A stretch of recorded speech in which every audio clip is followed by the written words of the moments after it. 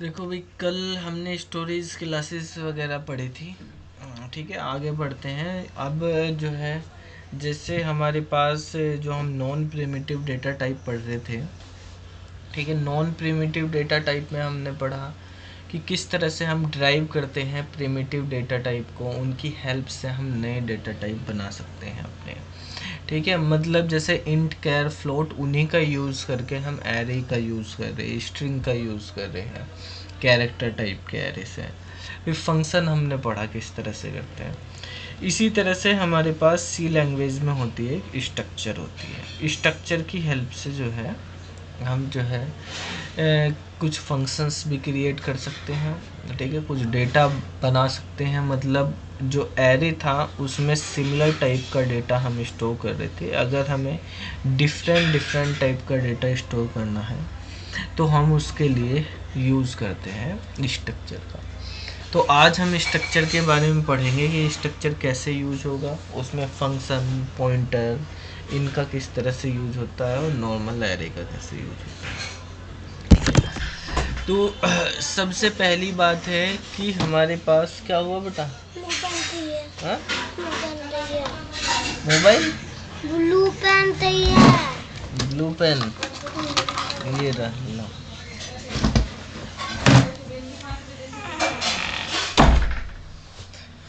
तो देखो भाई, जैसे हमारे पास एरे होता है, सबसे पहले हम बात करते हैं, हमने इसके बारे में पढ़ा था एरे। ठीक है, इसकी क्या रिक्वायरमेंट हुई, हमने देखा कि जब हमारे पास बहुत सारा डेटा होता है लेकिन सेम टाइप का होता है तो मल्टीपल वेरिएबल के नाम ना देके हम उसको एक सिंगल नाम दे देते हैं और वो कॉन्टिगुअस मेमोरी एलोकेशन के थ्रू स्टोर हो जाता है एक सेम रेफरेंस पे। ठीक है, तो हम एरे को अगर शॉर्ट में बोलते हैं कि वो हमारे पास एक कलेक्शन होता है, collection of similar data type.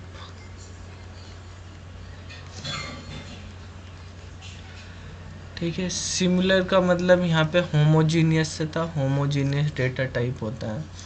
तो जो हमारे पास सेम टाइप का डेटा, यानी सारा डेटा या तो इंटीजर फॉर्म में होगा या सब कैरेक्टर होंगे या सारे फ्लोट में होंगे, उनको स्टोर कर पाता है। लेकिन अगर हमें स्टोरेज करना है डिफरेंट डिफरेंट टाइप के डेटा को, ठीक है, तो कैसे करेंगे? जैसे मान लिया हमारे पास एक क्लास है। ठीक है, उस क्लास में कुछ स्टूडेंट पढ़ते हैं।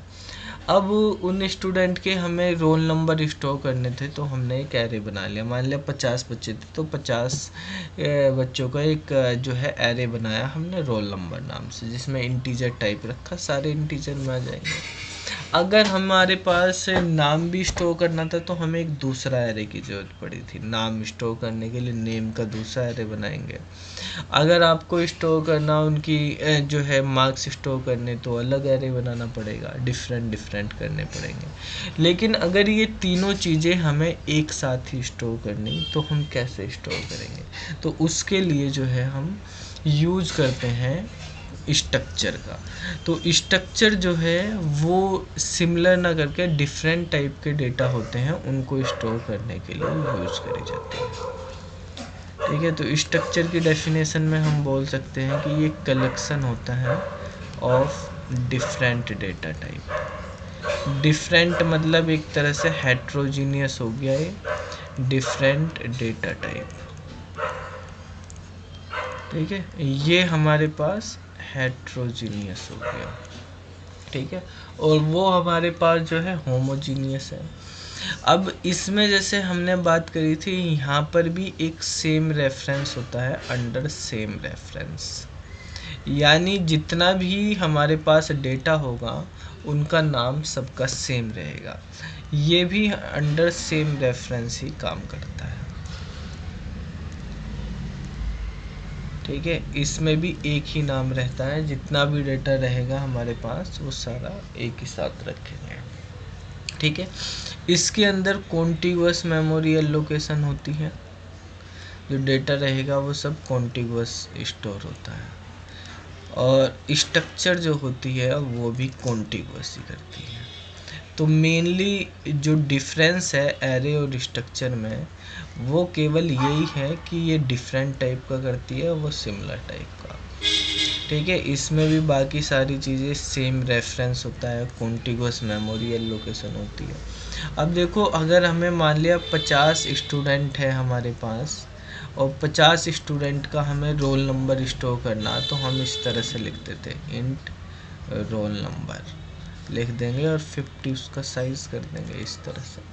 अगर हमें इनके मार्क्स स्टोर करनी तो हम फ्लोट में ले सकते हैं कि फ्लोट मार्क्स, ठीक है, और 50 इस तरह से कर देंगे, ठीक है। अगर हमें इनके नाम स्टोर करनी, ठीक है, तो नाम के लिए हम जो है अलग से एक एरे बनाना पड़ेगा हमें, ठीक है। या हमें इनकी ग्रेड स्टोर करनी तो उसके लिए अलग से बनाना पड़ेगा। मान लिया ग्रेड लेनी तो आप कैरेक्टर में भी ले सकते हो, कैरेक्टर ग्रेड, ठीक है।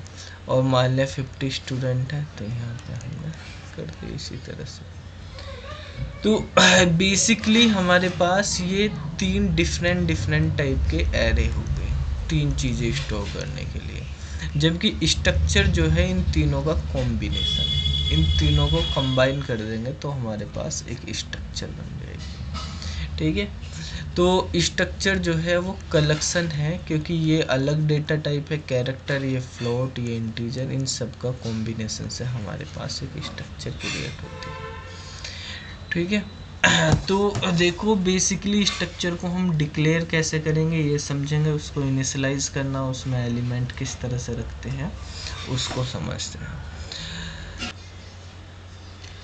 देखो भाई, स्ट्रक्चर को अगर हम डिक्लेयर कर रहे हैं तो स्ट्रक्चर डिक्लेरेशन, इसके लिए हम यूज़ करेंगे कीवर्ड होता है हमारे पास स्ट्रक्ट, ठीक है। स्ट्रक्ट कीवर्ड होता है, फिर स्ट्रक्चर का हम नाम देते हैं, ठीक है। अब यहाँ पर जैसे हम साइज डिफाइन कर देते थे एरे में तो क्या साइज होता था, इसके अंदर हम जो एलिमेंट है डिफरेंट टाइप के वो देंगे। पहले हमारे पास डेटा टाइप होगा, मान लिया पहला एलिमेंट है, जैसे आपके पास आईडी है या कुछ भी है तो उनका डेटा टाइप होगा और एलिमेंट का नाम होगा, ठीक है। मान लिया कोई एलिमेंट 1 है, उसका नाम है, ठीक है। इस तरह से लिख देते हैं एलिमेंट 1 नहीं। इसी तरह से दूसरा एलिमेंट है हमारे पास तो उसका डेटा टाइप हम लिखेंगे, ठीक है, और दूसरे डेटा टाइप का एलिमेंट 2 का नाम।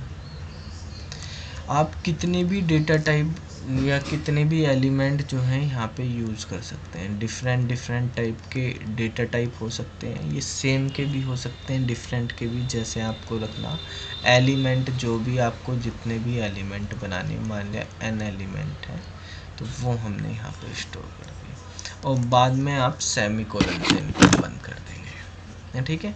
तो सबसे पहले हमारे पास स्ट्रक्चर का जो है वो डिक्लेरेशन होगा। जब हम स्ट्रक्चर का डिक्लेरेशन कर लेंगे, ठीक है, उसके बाद जो है उसमें एलिमेंट जो है उनकी वैल्यू हम पुट करेंगे, ठीक है। जैसे मान लिया एलिमेंट 1 एलिमेंट 2 है, जितने भी इनकी वैल्यू आप पुट कर सकते हैं।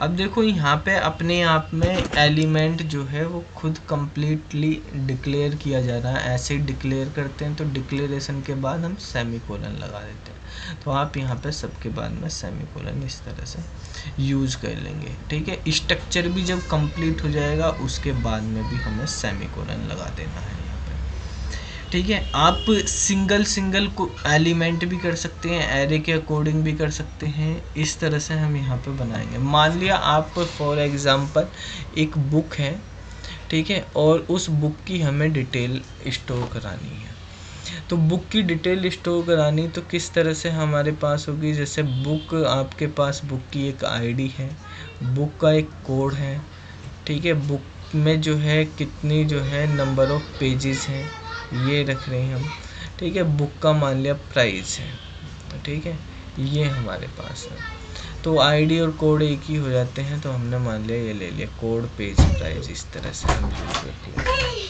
ठीक है। तो इनके अकॉर्डिंग बहुत सारी बुक हो सकती है, मान लिया एक लाइब्रेरी जिसमें हमने बुक रखी हुई है, बुक के कोड बनाए हुए हैं, उनके पेजेस कितने हैं, ठीक है, और जो है उस बुक का प्राइस क्या है, इस तरह से हमने स्टोर कर रखे। तो इसको अगर हम स्ट्रक्चर में बनाना है तो हमें किस तरह से बनाना, तो देखो स्ट्रक्चर में हम इसको ऐसे ही लिखेंगे, स्ट्रक्ट कीवर्ड लिखेंगे, स्ट्रक्चर का नाम जैसे हमने बुक लिख लिया, ठीक है, और फिर मान लिया हमारे पास कोड कैरेक्टर में है, ठीक है, हम ABCD ये कोड लिखते हैं। फिर पेजेस जो हैं हम इंटीजर में दे देते हैं, तो इंट पेजेस कर देंगे, और उसके बाद जो है हम प्राइस जो है फ्लोट में। तो यहाँ पे 3 डिफरेंट टाइप के डेटा टाइप भी हमने यूज़ किए और 3 एलिमेंट यूज़ किए। तो इस तरह से एक बुक की जो है हमारे पास स्ट्रक्चर क्रिएट हो जाएगी। ये स्ट्रक्चर जो है क्लास की तरह ही है, जैसे हम C++ में क्लास पढ़ेंगे तो क्लास का फॉर्मेट भी सेम स्ट्रक्चर की तरह ही होता है, लेकिन जो क्लास है उसके जो ये एलिमेंट हैं ये बाय डिफ़ॉल्ट प्राइवेट होते हैं, जबकि स्ट्रक्चर में ये जो है पब्लिकली होंगे, ठीक है, ये बाय डिफ़ॉल्ट पब्लिक, क्योंकि यहाँ पे पब्लिक प्राइवेट प्रोटेक्टेड का कॉन्सेप्ट जो है हम यूज़ करेंगे जब ऊप्स पढ़ेंगे उसमें। तो यहाँ पे ऊप्स वगैरह की कोई वो नहीं, बाय डिफ़ॉल्ट सब पब्लिक हैं, यानी इनको एक्सेस कर सकते हैं। स्ट्रक्चर के भी ऑब्जेक्ट बनेंगे, ऑब्जेक्ट के थ्रू इनको हम एक्सेस करेंगे, ठीक है। नोट इसको हम समझ लेते हैं कैसे प्रैक्टिकली यूज़ करते हैं। स्ट्रक्ट यहाँ पे हमारे पास एक कीवर्ड होगा। स्ट्रक्चर की डिक्लेरेशन समझेंगे पहले, क्या क्या चीज़ें हमें याद रखनी, जैसे हमने पॉइंट एरे की डिक्लेरेशन पढ़ी थी उसी तरह से हम समझेंगे।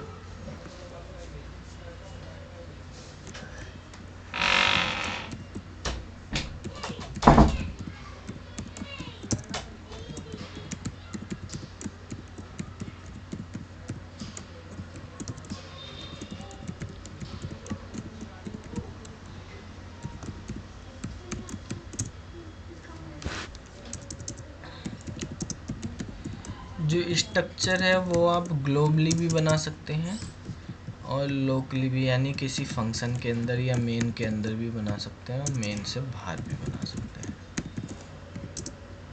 तो पहले हम यही समझते हैं कि ग्लोबल हम बना रहे तो किसी भी फंक्शन में कहीं पे भी उसको यूज़ करेंगे। तो एक स्ट्रक्ट कीवर्ड लिखेंगे, जैसे हमें बुक नाम की स्ट्रक्चर बनानी है, ठीक है, और जो है हमारे पास यहाँ पर सेमीकोलन हम लगा देंगे। इसके बाद जो है आप देखेंगे हमने एक लिया था कैरेक्टर कोड, ठीक है। इसके बाद जो है एक हमने इंटीजर में लिया पेजेस, एक फ्लोट में प्राइस, इस तरह से, ठीक है। अब स्ट्रक्चर को जो है हमें जब यूज़ करना है, बेसिकली हम इसका एक ऑब्जेक्ट बनाते हैं कि स्ट्रक्चर का ऑब्जेक्ट बनाने के लिए हम लिखेंगे स्ट्रक्ट कीवर्ड, जहाँ पे भी हमें यूज़ करना, स्ट्रक्चर का नाम और उसके ऑब्जेक्ट का नाम, जैसे हमने बी लिख दिया। इस तरह से इसका ऑब्जेक्ट क्रिएट। अब देखो जैसे हम इसको कंपाइल करेंगे, सबसे पहले ये देखते हैं हम कि यहाँ पर आपके पास कंपाइल हो गया, कोई आउटपुट नहीं, क्योंकि हमने अभी कोई प्रिंट वगैरह कुछ कराया नहीं है, ठीक है। अब हमें यहाँ पे चीज़ें समझनी पहले कि डिक्लेरेशन के बारे में, फिर हम इनको एक्सेस करना सीखेंगे किस तरह से करेंगे। तो जैसे हमारे पास ये लिखा हुआ है कोड, और सबसे पहले तो ये देखो कि जो सबसे लास्ट वाला एलिमेंट है हमारे पास, अगर इसके आगे से हम सेमीकोलन हटा देते हैं, अब देखेंगे एरर आ गई, क्योंकि हर एलिमेंट अगर हम स्ट्रक्ट बुक हटा देते हैं और सेमीकोलन लास्ट वाले में कर्ली ब्रेसेस हटा दें तो ये नॉर्मल लिखे हुए हैं, ठीक है। तो डिक्लेरेशन एरर आ गई, यहाँ पे नॉर्मल एलिमेंट जितने बनाएंगे हम उसी तरीके से यूज़ करेंगे। आप यहाँ से सेमीकोलन हटा देते हैं, ठीक है, जितने भी एलिमेंट बन रहे हैं मतलब ये नॉर्मल एलिमेंट की तरह है, आप भी देखेंगे आप, ठीक है। इसी तरह से हमारे पास यहाँ पे मेन में आ गई। तो जो हमारे पास सी लैंग्वेज है, C++ है, उसमें चाहे क्लास यूज़ कर रहे हो आप, स्ट्रक्चर यूज़ कर रहे हो आप, ठीक है, या यूनियन यूज़ कर रहे हो, एनुमरेशन यूज़ कर रहे हो, जो भी चीज़ हम यूज़ करेंगे उनको सेमीकोलन से टर्मिनेट करेंगे, तभी हम अगले ब्लॉक पे जाएंगे, तभी वो ब्लॉक कंप्लीट होगा। ठीक है। इसी तरह से यहाँ पर क्योंकि ये सिंगल अपना एलिमेंट है, ये इसके बाद टर्मिनेट होना, तो आप यहाँ पर जो है वैल्यू में सेमीकोलन लगाना होगा हमें। कोमा लगाएंगे तो इसका मतलब वो कॉन्टिन्यूटी में चल रहा। कोमा लगाने के लिए क्या है, अगर मान लिया एक कोड लिख दिया आपने, ठीक है, और कोमा एक आईडी भी लिख दिया आपने, दो कैरेक्टर यहाँ पे, दो वैल्यू आपने यहाँ पे लिख दी। पहले यहाँ पे सेमीकोलन लगा लेते हैं लास्ट में एक, ठीक है, और इस तरह से हमने यहाँ पे दो चीज़ें यहाँ पे लिख दी हैं, ठीक है। तो एक ही लाइन में अगर सेम टाइप की, तो आप इसी तरह से, ये नॉर्मल डिक्लेरेशन है, जैसे हम इंट कैर फ्लोट वगैरह की नॉर्मल करते हैं, तो उस तरह से हमें डिक्लेरेशन करनी है, ठीक है। तो जब भी स्ट्रक्चर करेंगे तो स्ट्रक्चर में जो एलिमेंट बनाने, ये आपको प्रिमिटिव डेटा टाइप की तरह ही यूज़ करने, ठीक है। डेटा टाइप का नाम लिखेंगे, डेटा टाइप के नाम के बाद जो है उसका एलिमेंट का नाम लिख देंगे और सेमीकोलन से वो टर्मिनेट कर देंगे। लेकिन जो हमारे पास प्रिमिटिव डेटा टाइप होते हैं, हम उनको नॉर्मली ऐसे यूज़ करते हैं, तो उनमें क्या होता है बेसिकली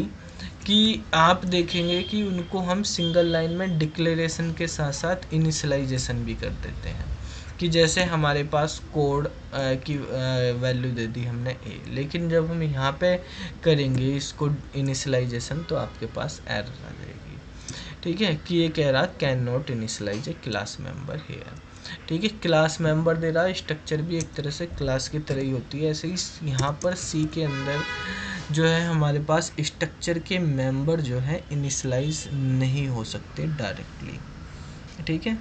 इनको हम इनिशियलाइज नहीं करेंगे, केवल डिक्लेरेशन होगी। इनिशियलाइजेशन इनको होगी जब ये ऑब्जेक्ट बन जाएगा इनका, इनको मेमोरी एलोकेट हो जाएगी तब, क्योंकि जो हमारे पास स्ट्रक्चर है, ठीक है, अभी हम बात केवल स्ट्रक्चर की कर रहे हैं, सेम ऐसे यूनियन रहेगा, तो उनमें जो है डेटा मेमोरी में एलोकेट नहीं होता जब तक ऑब्जेक्ट नहीं बनेगा। जब ऑब्जेक्ट बनेगा तभी इनको मेमोरी मिलेगी, और जब मेमोरी क्रिएट होगी इनके लिए, तभी हम इनका डेटा जो है वो मेमोरी में स्टोर कर सकते हैं, ठीक है।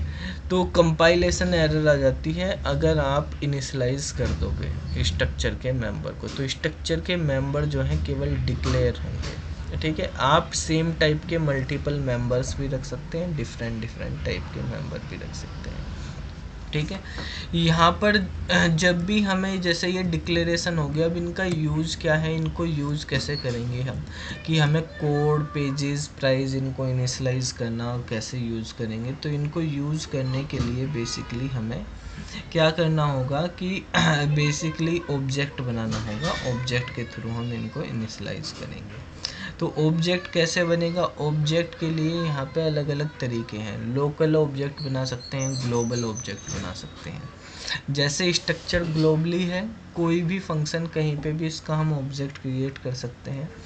ऑब्जेक्ट बनाने के लिए आप स्ट्रक्ट कीवर्ड का यूज़ करेंगे और स्ट्रक्चर का नाम, फिर ऑब्जेक्ट का नाम। ये ऑब्जेक्ट का नाम है बी, जो मर्जी आप दे दो। अगर आप यहाँ पे स्ट्रक्ट कीवर्ड का यूज नहीं करते हैं, केवल बुक बी लिख दो, बुक, इसमें यहाँ पे हमारे पास स्ट्रक्चर बनी हुई है अपने आप ही, और जो बी है उसका ये ऑब्जेक्ट हो गया। तो आप ऐसे भी लिख सकते हो, उसको पहले से ही पता कि भाई ये उसी के लिए है, ठीक है। तो वो बाय डिफ़ॉल्ट होता है, कंपाइलर अपने आप लगा लेता है कि आप उसको लगाओ या ना लगाओ। अब इनको इनिशियलाइज करना हमें, तो आप यहीं पे जब ऑब्जेक्ट क्रिएट करते हो, यहीं पे कर्ली ब्रेसेस के थ्रू इनिशियलाइज कर सकते हो। जैसे हम एरे में एलिमेंट को इनिशियलाइज करते हैं, ऐसे यहाँ पे तीन चीज़ें हैं ये।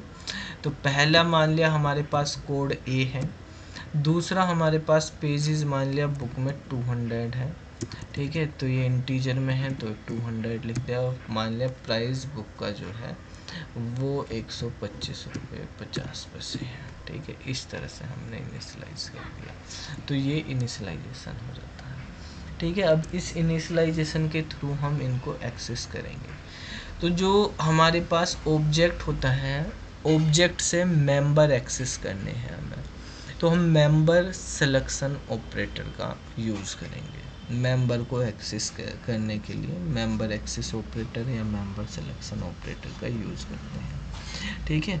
तो उसमें हमारे पास दो ऑपरेटर होते हैं, एक डॉट ऑपरेटर होता है, एक एरो वाला होता है। तो डॉट ऑपरेटर कैसे काम करेगा, जैसे हमारे पास ऑब्जेक्ट का नाम है बी, ठीक है, और डॉट लगा देंगे हम, और उसके बाद एलिमेंट का नाम यानी मेंबर का, ये इसके मेंबर कहलाते हैं। ठीक है, तो जो भी एलिमेंट है वो स्ट्रक्चर के मेंबर, आपको इसकी वैल्यू प्रिंट करानी तो आप सी आउट इस तरह से करके प्रिंट करा देंगे। जैसे ही आप रन कराएंगे तो आपके पास ए प्रिंट हो जाएगा यहाँ पे। ठीक है, आप डायरेक्टली कोड लिखेंगे तो डायरेक्टली कोड को वो केवल ढूंढेगा मेन के अंदर, और मेन के अंदर तो कोड कहीं लिखा डिक्लेयर ही नहीं है हमारे पास। ठीक है, तो एरर आ जाएगी आपके पास। इसीलिए हमें अगर स्ट्रक्चर में जाके इसको सर्च करना तो हम लिखेंगे बी डॉट कोड, इस तरह से लिखेंगे। ठीक है, तो बी डॉट कोड जो भी हमें यहाँ पे यूज़ करने हैं वो हम यहाँ पे एंड लगा के हमने दूसरे वाला भी लिख लिया। मान लिया बी डॉट प्राइस या पेजेस, और एंड बी डॉट जो है प्राइस, ये ले लिया, इसको रन करा। ठीक है, तो ये सारी चीज़ें हमारे पास यूज होंगी। तो नॉर्मल सी बात है कि सेम चीज़ें जो अभी हम यहाँ पे पढ़ रहे हैं यही आपको अभी जो हम आगे पढ़ने वाले हैं सी प्लस प्लस। ठीक है, तो इसी तरह से सी प्लस प्लस भी हमारे पास टोटली यूज होगा। तो इस कॉन्सेप्ट को आपको अच्छे से समझना, बिल्कुल सारा इसी तरह से हम सी प्लस प्लस में यूज़ करते हैं। वहाँ पे क्लास के थ्रू पढ़ेंगे, यहाँ पे बस जो है हमारे पास स्ट्रक्चर है, उसके मेंबर हमारे पास प्राइवेट हो जाएंगे, इसके मेंबर पब्लिक हैं और उनको हम एक्सेस कर सकते हैं। तो हमने देखा कि किस तरह से हम जो है एक स्ट्रक्चर को क्रिएट कर सकते हैं, उस स्ट्रक्चर के मेंबर हम एक्सेस कर सकते हैं। ठीक है, किसी फंक्शन के अंदर, जैसे हमने यहाँ पर मेन फंक्शन के अंदर किया है। तो अभी यहाँ पे हम लिख लेते हैं इसके बारे में थोड़ा सा। स्ट्रक्ट बुक जो है हमारे पास स्ट्रक्चर का नाम है। एलिमेंट हमने एक बनाया कैरेक्टर में कोड।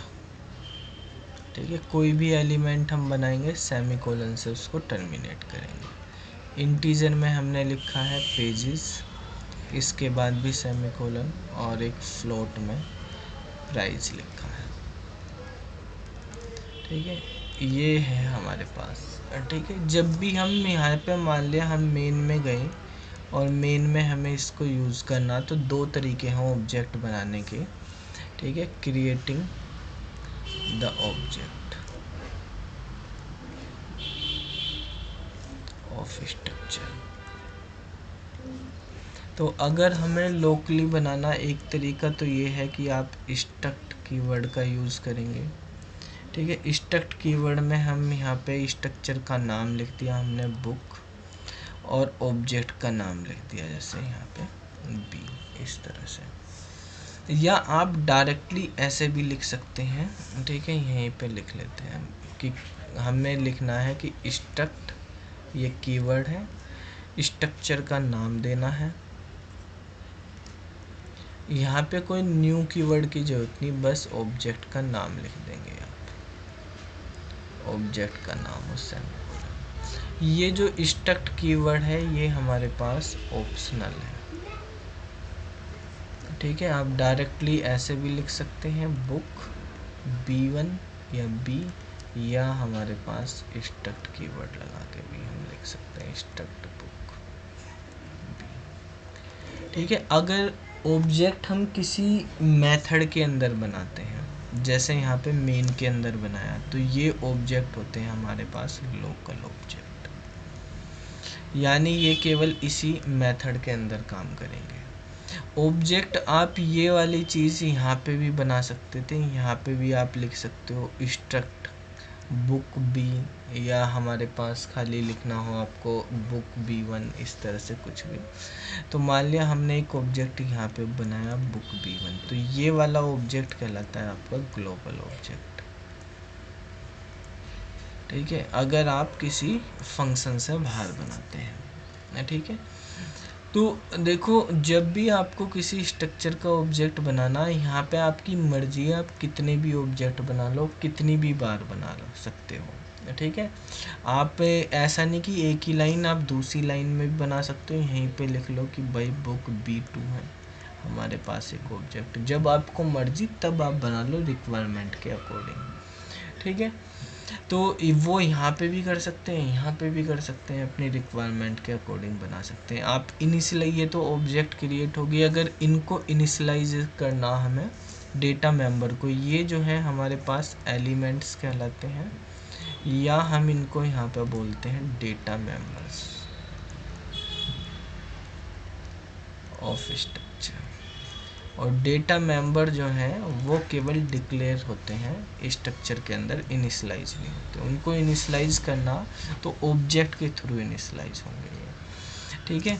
जैसे हमने यहाँ पे लिखा, मान लिया एक बुक B3 इक्वल टू, ठीक है, आप ऑर्डर में करेंगे, पहला एलिमेंट है उसकी वैल्यू दी हमने A, दूसरा एलिमेंट जो है पेज है तो दूसरा एलिमेंट की वैल्यू लिखेंगे, फिर हम जैसे 200 लिखे, तीसरा एलिमेंट फ्लोट में तो फ्लोट में लिखेंगे, ठीक है। तो एलिमेंट जिस ऑर्डर में दिए हुए हैं उसी ऑर्डर में वैल्यू लिखनी कर्ली ब्रेसेस के अंदर। इस तरह से हमारे पास इनिशियलाइजेशन करने के लिए जैसे हमने यहाँ पे लिखा, आप यहाँ पे भी कर सकते हैं, ये सारे एक ही साथ हो जाएंगे। आप अलग अलग इंडिविजुअल को भी इनिशियलाइज कर सकते हैं। जैसे आप लिखने लगो कि भाई B2 डॉट कोड, ठीक है, ये हमने B3 के लिए इनिशियलाइज करा, आप B2 के लिए करना चाहते हैं, ठीक है, कि B2 dot code equal to B, ऐसे इंडिविजुअली कर दिया आपने। B2 डॉट पेजेस, पेज लिखा हुआ तो पेज लिख देते हैं, यहाँ पे कर दिया आपने 300, और B2 डॉट प्राइस 150, ठीक है, इस तरह से भी लिख सकते हैं। तो जो हमारे पास इनिशियलाइजेशन होता है वो इंडिविजुअली भी किया जा सकता है, अलग अलग रिक्वायरमेंट के अकॉर्डिंग सेम लाइन में भी कर सकते हैं। इनमें यहाँ पे ऑर्डर वगैरह कोई मतलब नहीं, जैसा मर्जी आप नाम के थ्रू इनिशियलाइज कर रहे हैं तो वो हो जाएगा। ना इनको प्रिंट कराया, ऑब्जेक्ट आप यहाँ पे भी बना सकते हो। आपने यहाँ पे लिख लिया स्ट्रक्ट बुक, मान लिया कि B1 नाम से ऑब्जेक्ट बना लिया, ठीक है।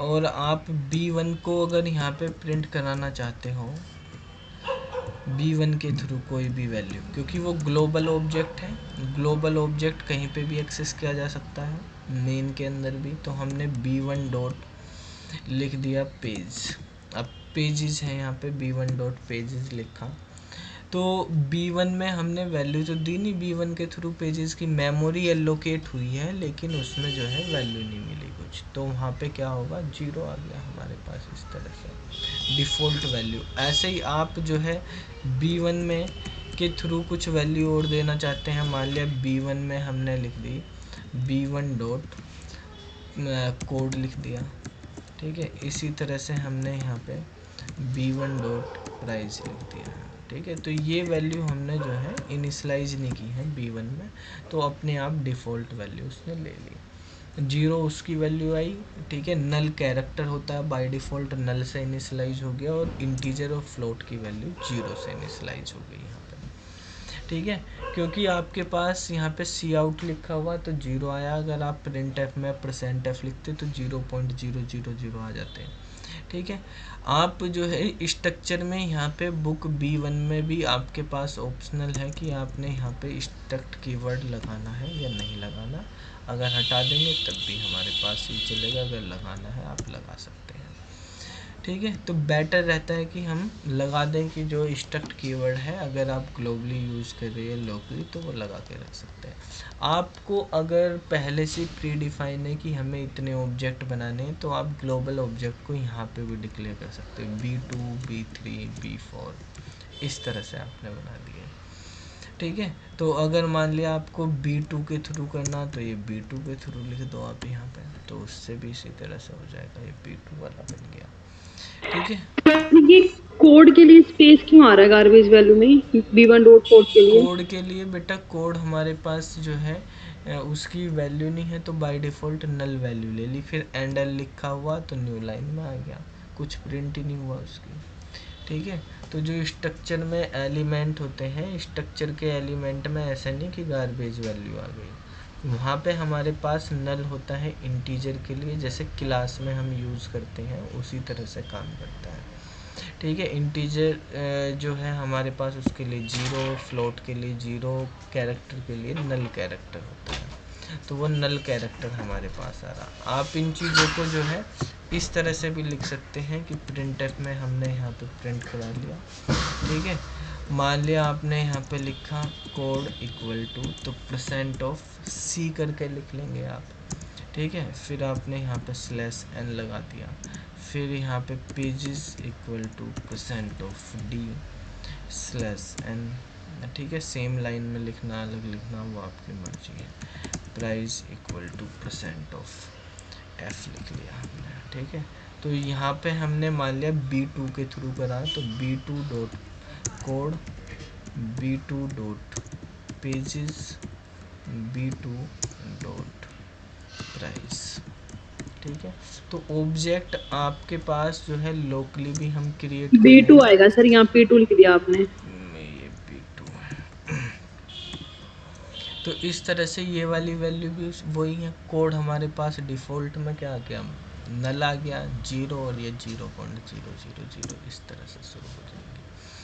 तो ऑब्जेक्ट बनाने के लिए हमारे पास एक तरीका तो ये हो गया कि हमने इस तरह से बनाया है, जैसे लोकल बनाया। ग्लोबल में आप या तो जहाँ पे बंद हो रहा है डिक्लेरेशन वहीं पे बना दो, या आप बाद में बना दो। यहाँ पे बनाने के लिए बस ये है कि आपको जो है यहीं पे लिखने सारे पहले से ही वो करके, ये जो आप बाद में बनाते हो या लोकली वो आप मर्जी है, आपको जब रिक्वायरमेंट है आप उसी के अकॉर्डिंग ऑब्जेक्ट क्रिएट कर सकते हो, ठीक है। तो अब देखो जैसे जैसे हम ऑब्जेक्ट बनाते हैं, मेनली इसमें क्या है कि आपने ऑब्जेक्ट बनाया, तो ऑब्जेक्ट बनाने पे जो है हमारे पास डेटा को इनिशियलाइज कर सकते हो। जो भी डेटा मेंबर है हमारे पास उनको हम इनिशियलाइज कर लेते हैं, फिर उनकी वैल्यू प्रिंट करा लेते हैं। नॉर्मली यही तो बात है।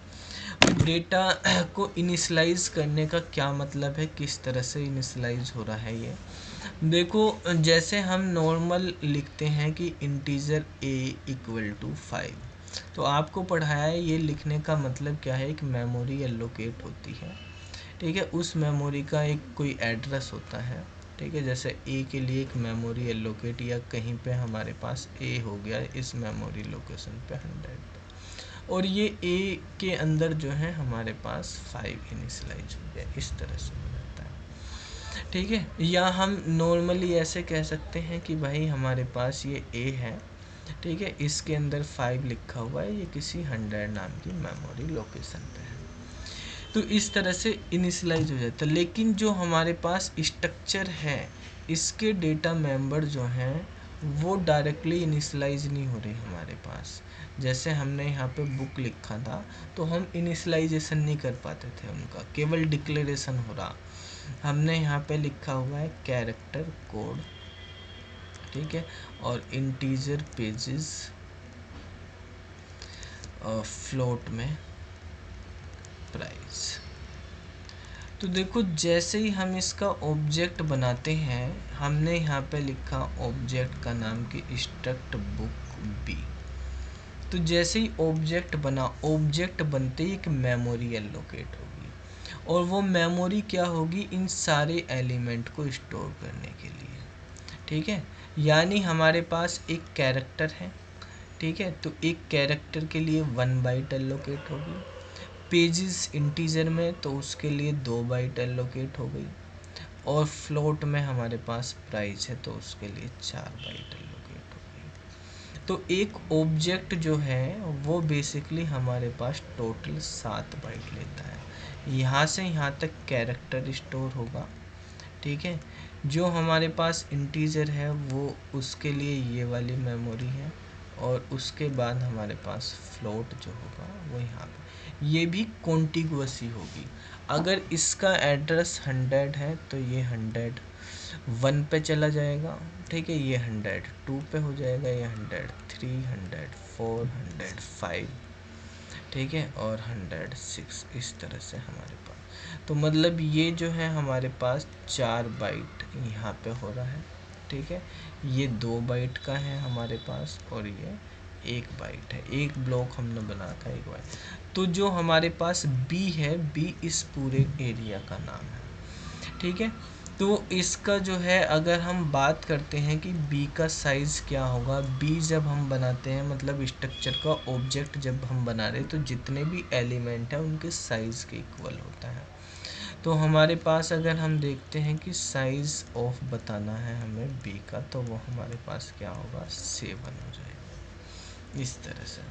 ठीक है, तो स्ट्रक्चर जो है जितने भी एलिमेंट है सबका साइज ऐड हो जाएगा सबके लिए। तो जैसे ये हमारे पास मेमोरी एलोकेट हुई तब अब आप इसमें जो है एलिमेंट स्टोर कर सकते हो। ठीक है, तो बेसिकली आपको पहले से मेमोरी एलोकेट नहीं हो रही, जैसे यहाँ पे पहले से ही एकदम हम इंटे लिखते मेमोरी एलोकेट कर देते थे, ऐसे यहाँ पे नहीं होती।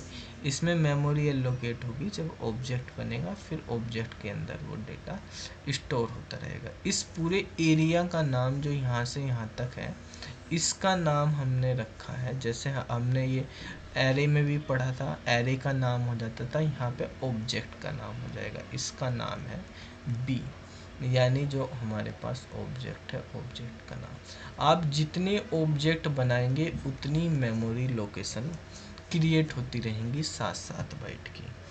ठीक है, क्योंकि एक ऑब्जेक्ट 7 बाइट ले रहा, जितने भी ऑब्जेक्ट बनेंगे उतने ही हमारे पास मेमोरी एलोकेट हो जाएंगी अलग अलग। वे ऑब्जेक्ट अलग अलग लोकेशन पे हो सकते हैं कहीं पे भी। यहाँ पे ले लिया हमने एक ऑब्जेक्ट बना लिया, बुक B5 कर दिया हमने यहाँ पे।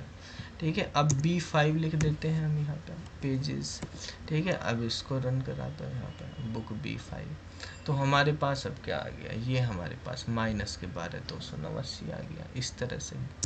ठीक है, तो ये जो हमारे पास बना है ये हमारे पास क्या हुआ, ये हमारे पास लोकल में बन गया। तो लोकल में जैसे हमने स्टोरेज क्लास भी पढ़ी थी कि जब भी हमारे पास लोकली कोई काम होता है तो ये ऑटोमेटिक में जाता है, ऑटोमेटिक स्टोरेज क्लास का ये वेरिएबल ऑब्जेक्ट जो भी बनेगा उसके अकॉर्डिंग वैल्यू देगा। ठीक है, ये वाली जितनी भी हैं ये हमारे पास ग्लोबल वाली हैं, तो ग्लोबल के अकॉर्डिंग बाय डिफ़ॉल्ट 0 होती है, और ऑब्जेक्ट जो है ग्लोबल में सब में 0 लेते हैं। ठीक है, और ग्लोबल स्टोरेज है मेनली, वही स्टोरेज क्लास का कॉन्सेप्ट है। जैसे ही आप स्टोरेज क्लास यूज करते हैं तो स्टोरेज क्लास में हमने कल पढ़ा था कि जैसे ही हम मेन से या किसी भी फंक्शन से बाहर यूज करते हैं कोई भी, तो उसके अकॉर्डिंग जो है हमारे पास वैल्यू 0 आती है। डिफ़ॉल्ट वैल्यू इंटीजर की 0, फ्लोट की 0.0, कैरेक्टर की नल कैरेक्टर, और जो हमारे पास लोकली हम चीज़ें बनाएंगे उसकी बेटा वही आएगी, मतलब गार्बेज ही होगी वो तो। ठीक है, तो यहाँ पे गार्बेज ही आएगी। यहाँ पे अगर आप कैरेक्टर में भी कर देंगे, मान लिया हमारे पास ये है B5 कर दिया हमने, क्या हो गया, तो मतलब अब हमारे पास जैसे हमने यहाँ पे ये कर दिया, तो यहाँ पे B5 ये सब लोकल ऑब्जेक्ट के थ्रू है, तो लोकल ऑब्जेक्ट इसी तरह से देगा, उसकी वैल्यू ये सब वैल्यू आ गई गार्बेज है हमारे पास। ठीक है, तो लोकल ऑब्जेक्ट और ग्लोबल ऑब्जेक्ट के थ्रू है हमारे पास, और जब भी हम ऑब्जेक्ट यूज़ करते हैं ऑब्जेक्ट हमका कॉन्सेप्ट हमें यूज़ करना है। अगर जहाँ भी सर आप एक बार दिखाना लोकल में क्या आई है गार्बेज वैल्यू, उसकी कैर की। कोई भी गार्बेज कैरेक्टर आ जाएगा बेटा। ग्लोबल में नल आएगी सर कैर की। हाँ, नल कैरेक्टर आएगा ग्लोबल में। ठीक। ठीक है, तो स्टोरेज क्लास जैसी भी आप यूज़ करेंगे उसी के अकॉर्डिंग आप रजिस्टर वाले जब भी स्टैटिक कर रहे हो या हमारे पास ग्लोबल कर रहे हो उनमें इसी तरह से आएंगे। ठीक है, तो अब देखो जैसे हमारे पास ये हमने यहाँ पे यूज़ किया, हमें अब देखना कि आप इनका साइज़ वगैरह निकालना हो वो किस तरह से हम निकालेंगे, उनको समझ लेते हैं।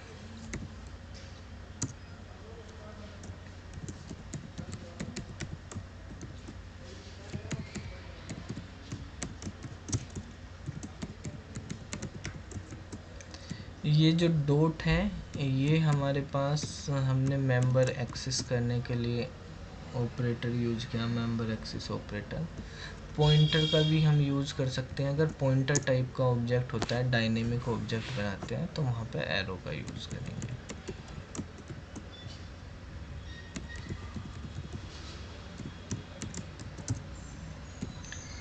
देखो भाई यहाँ पे एक स्ट्रक्चर बनाई हमने, यही मान लिया बुक नाम से है, और इस स्ट्रक्चर को ऐसे ही रहने दिया।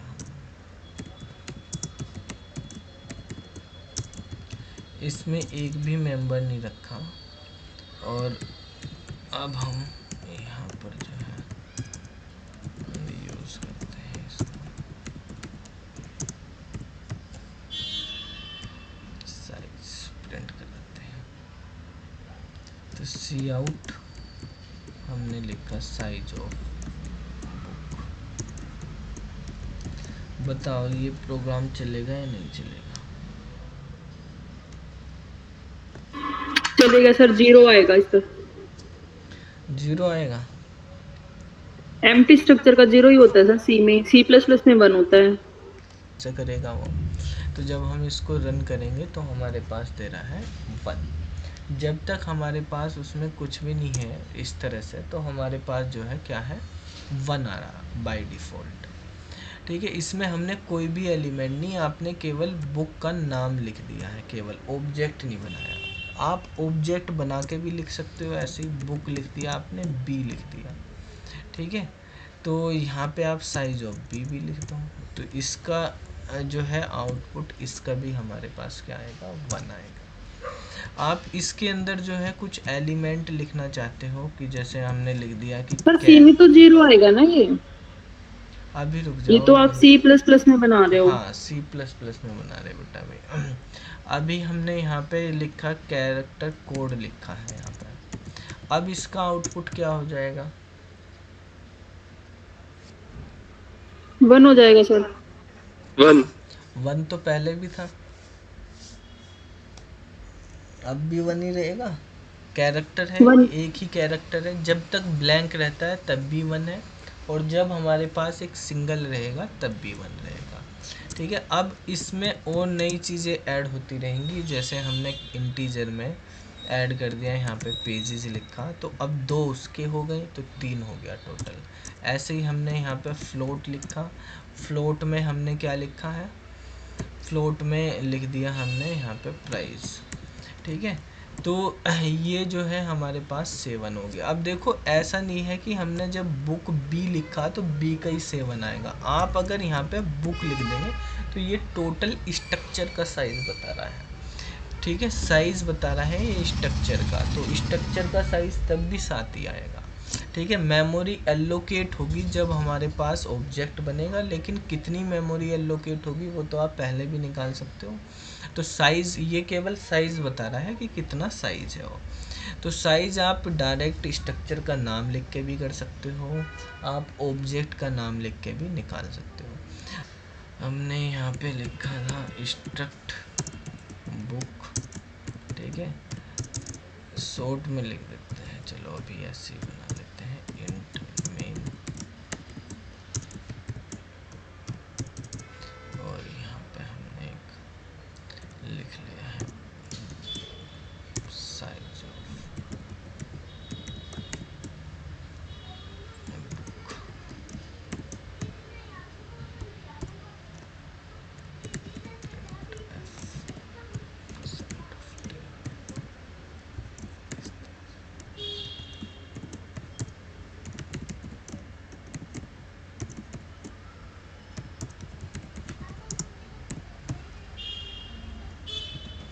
इसको हमने जैसे s.c से सेव कर दिया और रन करा दिया। यहाँ पे सबसे पहले यहाँ पे 3 एरर है, size of type is unknown और 0।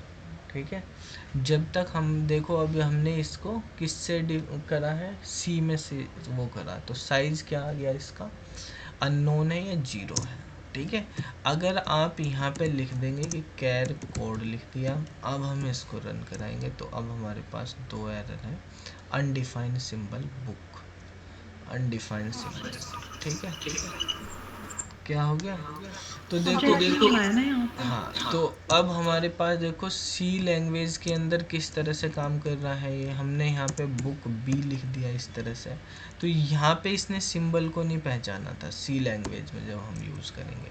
तो अब देख रहे अनडिफाइंड सिंबल बुक ही दिखाया जा रहा है, सी लैंग्वेज के थ्रू हम कर रहे हैं। अगर डॉट सी लिखा तो यहाँ पे हमें इंस्ट्रक्ट करके हमने डिफाइन कर दिया इसको, ठीक है। बी आएगा ना, अब यहाँ ऑब्जेक्ट का नाम लेना होगा ना।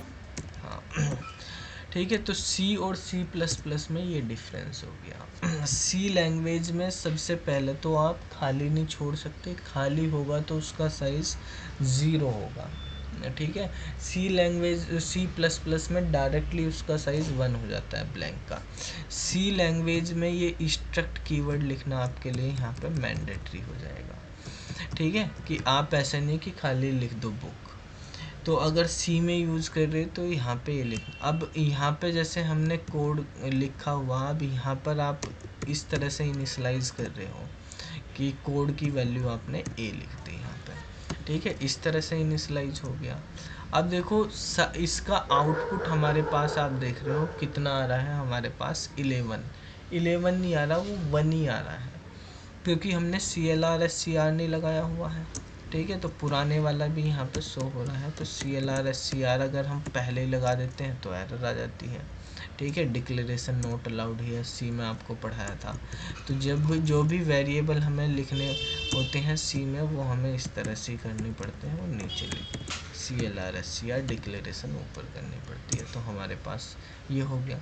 अब डेजिग्नेटेड इनिशियलाइजेशन, इस इनिशियलाइजेशन में क्या होता है, आप किसी भी ऑर्डर में किसी भी उसको रख सकते हैं, ठीक है। ये टर्बो वाले में नहीं है, ये बेसिकली C99 वाला वर्जन है, उसमें इनिशियलाइजेशन परमिशन हुआ, तो इस वाले उसमें होगा नहीं, ठीक है।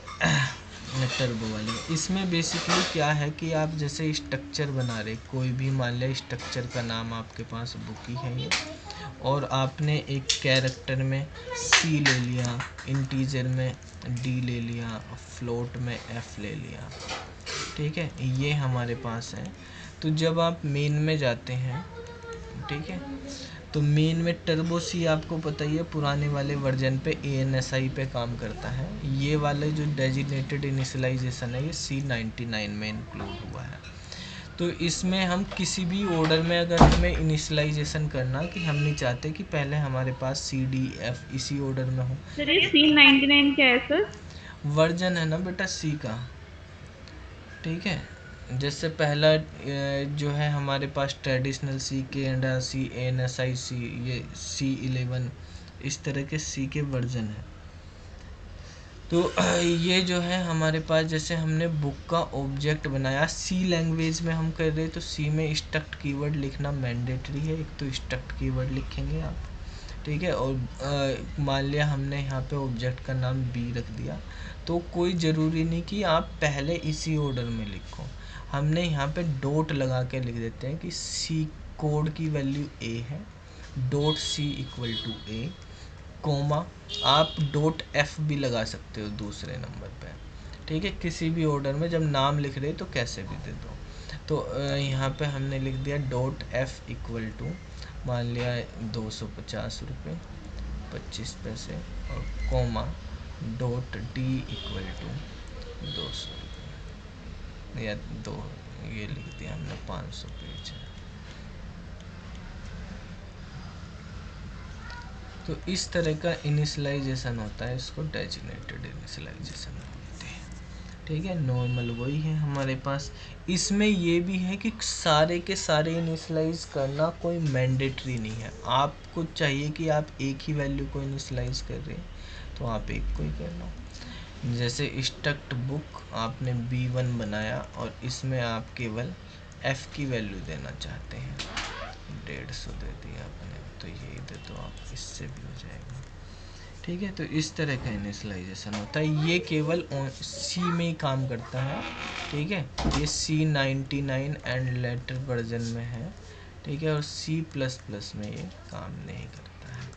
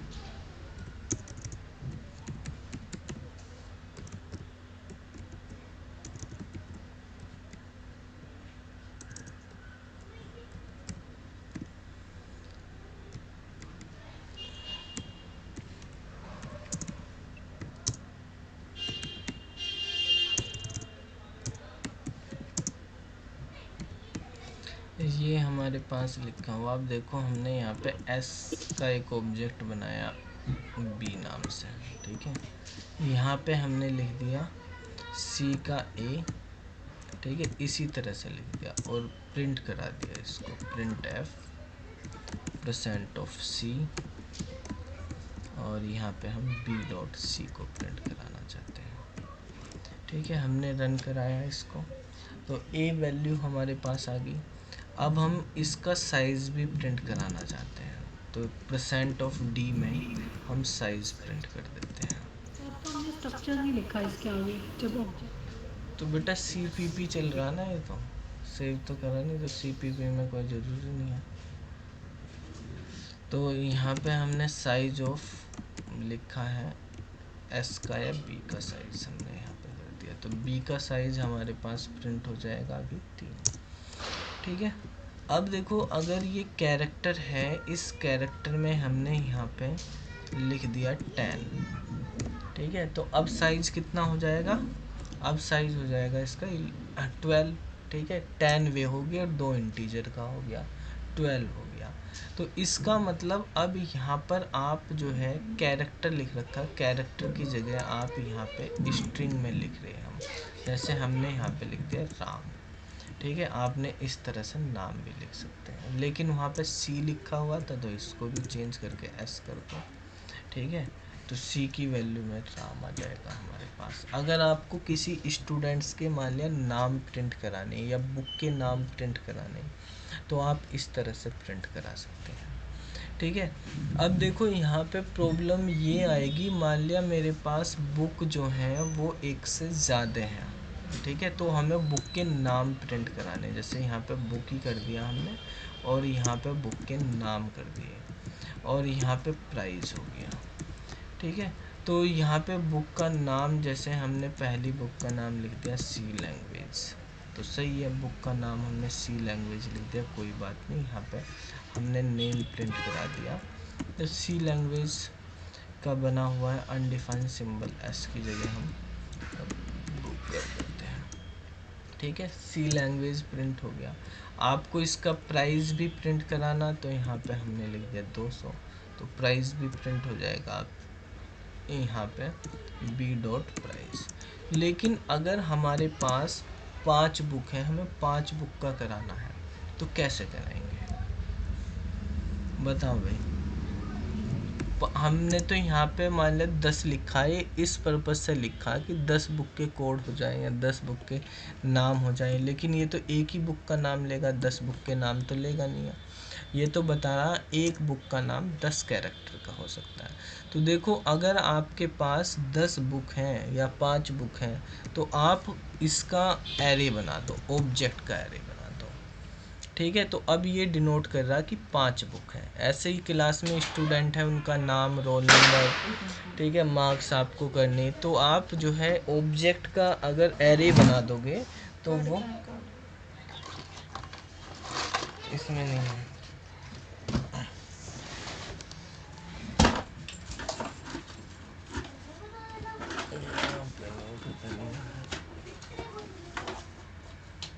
सुन जाना क्या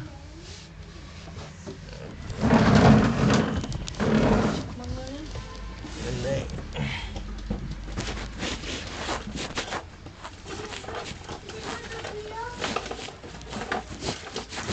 पता नहीं भी यहाँ भी नहीं है।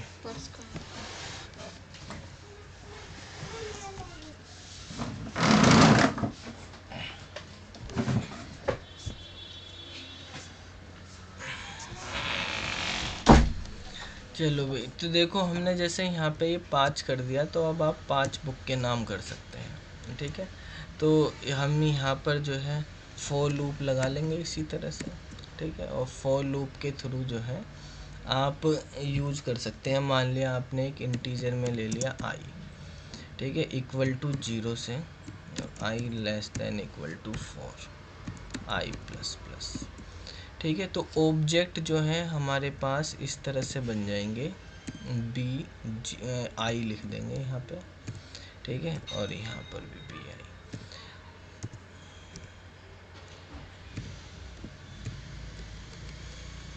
ठीक है, उनका नाम और प्राइस BI का प्रिंट होता रहेगा। यहाँ पर भी आप हर ऑब्जेक्ट का साइज़ करेंगे, साइज़ तो सेम ही आएगा। तो सबसे पहली बात तो ये होगी कि हमने ये तो लिख दिया, लेकिन 5 के हमने यहाँ इनिशलाइज तो करेंगे। इनिशलाइज तो एक ही करा है, एक का ही। तो अब हम किस तरह से करेंगे, यहाँ से जैसे हमने रन कराया तो देखो आपके पास यहाँ पे 0 12 0 12 इस तरह से आने लगे। भाई साइज़ तो सबका 12 12 आ रहा, कितना भी कर दिया, लेकिन जो है नाम नहीं लिखा आ रहा उसका, ठीक है। और नाम के बाद जो है बाकी चीज़ें जो है प्राइस वगैरह वो सब 0 आ जा रहा है। इस तरह से हमारे पास हो जा रहा। आप यहाँ पे देखेंगे कि हमने यहाँ पे करे तो पहले नाम किसी के भी नहीं आ रहे, प्राइस सबके 0 आ जा रहे, और बाकी ये सब इस तरह से आ जा रहे, क्योंकि ये तो एरे बना हुआ है, एरे में तो 0 ही आ जाएंगे। अब देखो जैसे हमारे पास हमें यहाँ पे पहले वाले का हुआ, बाकी का करना तो कैसे, या तो यूजर से इनपुट कराओ, ठीक है, या आपको जो है सबके अलग अलग से डिफाइन करने पड़ेंगे। तो यूजर से भी आप इनपुट करा सकते हो। मान लिया हमने यहाँ पे यूजर से इनपुट करा लिए, 5 बुक के नाम है हमारे पास, तो वो आप इनपुट कराना चाहते हैं, उनका नाम और प्राइस। तो हमने यहाँ पे इंट आई यहीं पे लिख लिया ऊपर, और इनपुट कराने के लिए भी आप फॉर लूप लगा दो एक, i = 0, i लेस देन 4 और i++, ठीक है।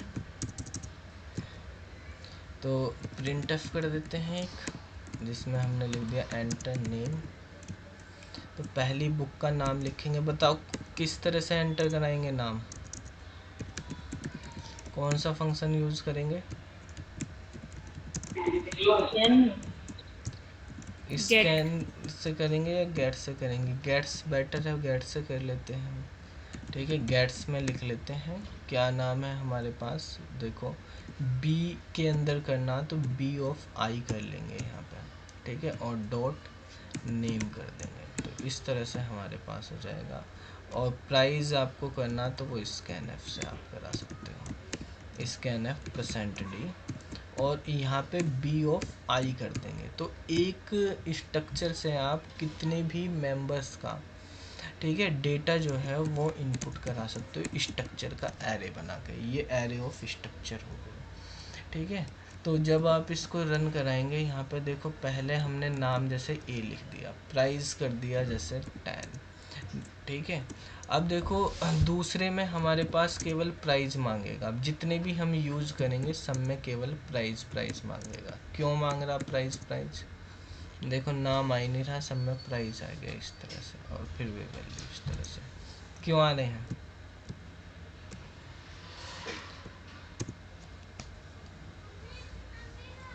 सर इसको आप अगर यहाँ क्लोज कर दोगे गेट्स के बाद, तो फिर दोनों कंटिन्यू होंगे। हाँ, क्योंकि बेटा जो है हमने स्कैन एफ करा ना, देखो स्कैन एफ में एंटर करा, वो एंटर अगले वाले में चला गया एक्चुअली, ठीक है। अगले वाले गेट्स ने वो एंटर पकड़ लिया, क्योंकि गेट्स तो हमारे पास सब कैरेक्टर को रीड करता रहता है, टर्मिनेट होता है जैसे ही वहाँ से आया वो कैरेक्टर उसने रीड कर लिया। तो या तो आप यहाँ पे कोई कैरेक्टर करवा दो कि हमने भाई जो भी वैल्यू कर रहे हैं एक गेट और ले लो किसी उसमें, उसको टर्मिनेट करने के लिए, ठीक है। जो अगले वाला हमारे पास कैरेक्टर गया वो किसी और कैरेक्टर में, आप जैसे यहाँ पे मान लिया एक कैरेक्टर ले लेते हैं, यहाँ पे वो सिंगल एक कैरेक्टर ही है, एक मान लिया कैरेक्टर सी ले लिया, तो आप जो है गेट कैर में यहाँ पे एक सी में लिख दिया हमने इस तरह से, ठीक है। तो या सी इक्वल टू गेट कैर कर दिया इस तरह से, सी इक्वल टू गेट कैर। अब हम रन करा देते हैं, जैसे ए लिखा यहाँ पे 10 लिखा, तो अब दोबारा से नाम। तो जब भी हमारे पास गेट्स वगैरह या स्ट्रिंग वगैरह करनी होती हैं, तो जो अगर लूप में आप यूज़ कर रहे तो सबसे लास्ट वाले के बाद में आप इस तरह से यूज़ कर लेंगे एक एक्स्ट्रा कैरेक्टर, तो जो एंटर हो रहा वो एंटर उसमें चला जाएगा। यहाँ पे हमने सी ले लिया, इसमें मान लिया हमने 30 कर दिए, डी ले दिया उसमें 40 कर दिया, ऐसे ई लिखा उसमें 50 कर दिया। तो इस तरह से हमारे पास डेटा स्टोर होकर आ गया। ये वाला जो है डेटा प्राइस वाला हमने यहाँ पे सही नहीं लिखा क्या? अच्छा M% नहीं लगाया ना यहाँ पे, स्कैनएफ में तो M% लगेगा ना नॉर्मल उसमें, तो यहाँ पे M% नहीं लगाया था। तो मेमोरी में स्टोर नहीं होता जब तक M% नहीं लगता स्कैनएफ में, ठीक है, केवल स्ट्रिंग में नहीं आप लगा सकते। तो देखो इस तरह से आप मतलब डिफरेंट टाइप का कितना भी डेटा जो है स्टोर करा सकते हो, ठीक है, स्टूडेंट का, बुक का, जो भी करना। तो ये स्ट्रक्चर का फ़ायदा होता है। यहाँ पे हमने नाम लिख दिया D और यहाँ पे लिख दिया 40E50। तो ये हमारे पास डेटा स्टोर हो गया, सबका साइज वही है 12 का, ठीक है। तो सर इसके पहले वाले में क्या प्रॉब्लम आ रही थी? बेटा यहाँ पे M% नहीं लिखा था, तो M% नहीं लिखेंगे तो स्टोर नहीं होगा वो मेमोरी में। तो स्कैनएफ में M% लिखते हैं ना, तभी मेमोरी में जाता है। तो ये हमारे पास स्ट्रक्चर में यूज होता है। अब देखो ये जितने भी हमने ऑब्जेक्ट बनाए, एक तो अगर सिंगल ऑब्जेक्ट बनाना तो डायरेक्ट बुक भी लिख दिया हमने। अगर हमें ऑब्जेक्ट बनाना होता है कि मल्टीपल बुक्स हैं हमारे पास, उनका रिकॉर्ड हमें रखना, तो हमने यहाँ पे यूज़ कर लिया है कि आप जो है वो एरे ले लो, ऑब्जेक्ट का एरे, ठीक है, एलिमेंट का एरे नहीं। दो तरह के एरे बने हमारे पास, एक तो नाम का एरे बनाया हमने, एक कैरेक्टर है, ठीक है। तो आपको नेम इसका एरे, ये तो एलिमेंट का एरे, ये तो बता रहा कि नाम, कैरेक्टर की जगह हमें स्ट्रिंग यूज करनी है, एक नाम लेके चलना। तो आप नाम भी लिख सकते हो वहाँ पे, पूरा जो हमने ABCD लिखा आप नाम भी लिख लो बुक का, 10 कैरेक्टर की तक का, ठीक है। यहाँ पर जो है हमारे पास क्या है, बुक में जब हमने ऑब्जेक्ट का ये बना दिया तो इसका मतलब इतनी मेमोरी लोकेशन, पहली बुक का नाम और प्राइस एक मेमोरी लोकेशन पे दूसरी बुक का, तीसरी बुक का, ऐसे स्टोर करा सकते हैं, ठीक है। अब ये ऑब्जेक्ट जो है पहले से ही प्री डिफाइन है भाई, 5 ऑब्जेक्ट हैं तो 5 ऑब्जेक्ट की मेमोरी एलोकेशन हो जाएगी यहाँ पे। लेकिन अगर हमारे पास डायनेमिक ऑब्जेक्ट बनाने की, भाई हमें अगर 5 बुक नहीं, हमें तो 2 का ही कराना, ठीक है, तो हम ऑब्जेक्ट को नहीं बनाते अभी 5 का, हमें जब ज़रूरत पड़ेगी हम तब ऑब्जेक्ट बना लेंगे। तो उसके लिए हम डायनेमिक ऑब्जेक्ट बनाते हैं। अब डायनेमिक ऑब्जेक्ट किस तरह से काम करेंगे, मतलब पॉइंटर के थ्रू आप बना सकते हैं यहाँ से, ठीक है। डायनेमिक ऑब्जेक्ट का पूरा कॉन्सेप्ट क्लास वगैरह में काफ़ी इम्पोर्टेंट है, वहाँ पे हमें पढ़ना भी, यहाँ पे हम बेसिक चीज़ें पढ़ेंगे। जैसे हमारे पास बुक है, बुक का ऑब्जेक्ट हमारे पास बी होता है, तो आप बी ना करके इसको स्टार बी कर देते हैं, ठीक है। अब हमें जो है हम लिखते हैं, अगर B.name करके लिख दिया हमने कि नेम जो है मान लिया बुक का A है, ठीक है। तो जैसे हम इसको रन कराएंगे तो ये एक्सेस ही नहीं करेगा इसको। तो लेफ्ट हैंड साइड में ये कह रहा है कि पॉइंटर वाला हो गया, तो पॉइंटर में जो मेंबर एक्सेस ऑपरेटर यूज होगा तो हम इस तरह से यूज करेंगे एरो लगा के, ठीक है। तो एरो जो है हमारे पास यूज किया जाएगा मेंबर को एक्सेस करने के लिए। बी तो ऑब्जेक्ट बन गया बी, और यहाँ पे हमने लिख दिया प्राइस इक्वल टू, ऊपर से तो सब बनना ना, 200। अब यहाँ पे प्रिंट कर देते हैं, प्रिंट एफ % ऑफ एस और स्पेस % ऑफ प्राइस है डी। तो यहाँ पे B arrow name comma B arrow price. इसके पास अगर ये वाली लाइन को हम यहाँ से कमेंट मार देते हैं, देखो इस वाली को, तो एक्सिस में भी हम बी नेम लिख रहे तो कोई प्रॉब्लम नहीं, वहाँ पे गार्बेज वैल्यू उसने दे दी उस तरह से यहाँ पे उठा कर। लेकिन जब हम इसको जो है यूज़ करते हैं इस तरह से यहाँ पे, तो इसको रन करा रहे तो एल वैल्यू रिक्वायर्ड दिखा रहा है, ठीक है। तो यहाँ पे B.name को ये बता रहा कि B.name नहीं है, क्योंकि नेम हमारे पास अब स्ट्रिंग टाइप का बन रहा है, 10 कैरेक्टर टाइप का, और वो हमारे पास जो है उस तरह का। तो यहाँ पे कैरेक्टर टाइप, क्योंकि एरे है, एरे वो कैरेक्टर टाइप को ही फैच करेगा, ठीक है, स्ट्रिंग तो है नहीं, तो स्ट्रिंग को हमें इनपुट कराना पड़ेगा यहाँ पे पॉइंटर के थ्रू, डायरेक्टली हम उसको एक्सेस नहीं करेंगे। इस तरह से नॉर्मल लिखोगे तो भी आपके पास ये एरर है। तो देखो बेटा, हमारे पास मान लिया, देखो इसमें हम इस तरह से भी कर सकते हैं। मान लिया एक ऑब्जेक्ट है आपके पास, बुक का बी नाम का ऑब्जेक्ट है, उसमें आपने यहीं पे इनिशलाइज कर दी वैल्यू। जैसे एक यहाँ पे ले ली ए और इसका नाम यहाँ पे ले लिया 200। अब ये जो आपने बनाया, इस वाले पे आप यहाँ पे m% ऑफ b कर दो, ठीक है। तो जो b की वैल्यू है वो b1 में चली जाएंगी। मान लिया यहाँ पे b1 कर दिया आपने, ठीक है। अब इनको हमने बंद कर दिया, तो b में इनिशलाइज करी, उसको डायनेमिक में डाल दिया फिर हमने। अब आप इसके थ्रू b1 के थ्रू उनको एक्सेस कर रहे हो उनकी वैल्यू को, तो आप यहाँ पे b1 के ऑब्जेक्ट बनाया, उसकी कुछ वैल्यू वो दूसरे में आपको कॉपी करनी है, तो इक्वल टू के थ्रू नॉर्मल में कर सकते हैं। अगर पॉइंटर में करनी तो m% के थ्रू आप कर लेंगे, ठीक है। तो ऐड डाल दिया उसके थ्रू, तो ऐसे एक स्ट्रक्चर से दूसरी स्ट्रक्चर में कॉपी भी हो जाती है। अगर ये स्ट्रक्चर हमारे पास नॉर्मल होती तो आप डायरेक्टली ऐसे ही कर देते। तो स्ट्रक्चर को कॉपी करना हो गया ये, तो आप यहाँ पे b1 डॉट करके कर देते हैं बस, ठीक है। तो ये तो पॉइंटर टाइप की स्ट्रक्चर है नहीं, ये तो नॉर्मल स्ट्रक्चर है। तो इसको करेंगे तो इसमें देखो हमारे पास इस तरह नहीं, वो है ना, ये कैरेक्टर यहाँ ऐसे लिखा था, या इस वजह से तो नहीं हो रहा। हाँ यही था, यहाँ पे ऐसे लिखा गया था।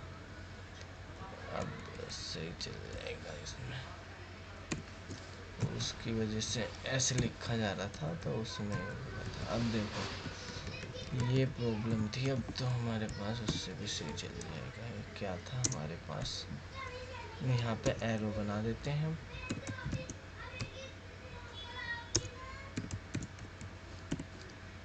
ठीक है। अब देखो अब सही आ गई है हमारे पास, ठीक है।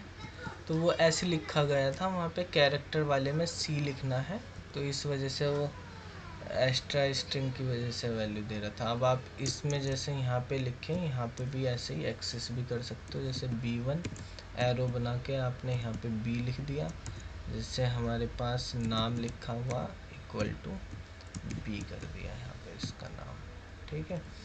प्राइस हमने गार्बेज ऐसे ही छोड़ दिया, तो वो गार्बेज हो गया। लिखना है तो आप लिख दो, ठीक है। यहाँ पे प्राइस कर दिया इक्वल टू जो 300 करना 300, ठीक है भाई। तो इस तरह से आ जाएगा। वो जब स्ट्रिंग को कर दे तो स्ट्रिंग को प्रिंट करने में प्रॉब्लम होगा, वैसे कोई नहीं है, ठीक है।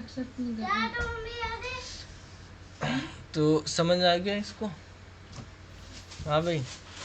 कैर एरे तो नहीं होगा ना सर इसमें, क्योंकि उसमें तो %s लिखना पड़ेगा, फिर नहीं होएगा ये। हाँ फिर नहीं होगा, उसमें प्रॉब्लम है। कैरेक्टर वाले में हो जाएगा वो, तो एरे तो स्ट्रिंग बन जाएगी, तो स्ट्रिंग को डायरेक्टली ऐसे एक्सेस नहीं करेंगे। ठीक है सर।